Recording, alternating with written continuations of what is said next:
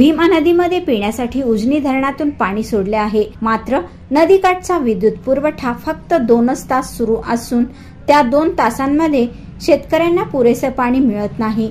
त्यामुळे शेतकऱ्यांनी विद्युत पुरवठा सुरळीत करण्याची मागणी केली होती। या मागणीची दखल घेत आमदार प्रणिती शिंदे यांनी जिल्हाधिकारी कुमार आशीर्वाद यांच्याकडे वीज पुरवठा सुरळीत करण्याची मागणी केली होती। या मागणीची दखल प्रशासनाने घेतली असून आता दररोज 6 तास वीज पुरवठा करण्यात येणार आहे। आणि तुम्ही शेतकऱ्यांचा अंत बघताय का? किती त्यांची सहनशीलता आहे त्याची परीक्षा घेताय का? आणि जी उपसा सिंचन योजना आहे मंगळवेढा, ती आदरणीय शिंदे साहेबांनी आणि नाना भालकेने त्यावेळेस मंजूर केलेली, पण ती प्रलंबित राहिली जेव्हा सत्ता बदल झाली तेव्हा।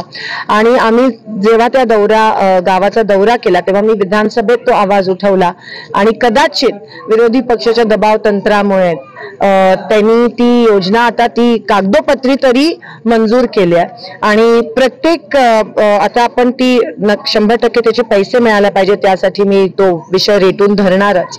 आणि त्यानंतर जेवढे काही छोटे मोठे त्या ठिकाणी पाण्याच्या योजना आहेत त्याच्यासाठी आपण एक लॉंग टर्म प्लॅन बनवण्याचा माझ्या तरी मनात एक हे आहे। कायमस्वरूपी या सगळ्या गावांचा हा जो तिढा आहे तो सुटला पाहिजे।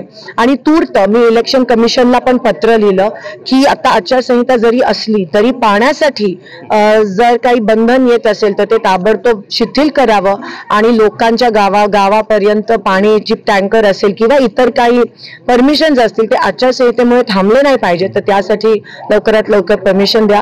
त्यासोबत मी सोलापुरातले काही उद्योगपती असतील, काही कंपनी असतील, त्यांना देखील मी विनंती करणार आहे की तुम्ही टँकर जर या सगळ्या गावांमध्ये पाठवू शकला तर ते योग्य होईल। काही गावांना पंढरपूरच्या 2-2 तासच लाईट मिळतात, ते 2 तासाचं 4 तास होण्याबाबत मी कालपासून कलेक्टरांच्या संपर्कात आहे।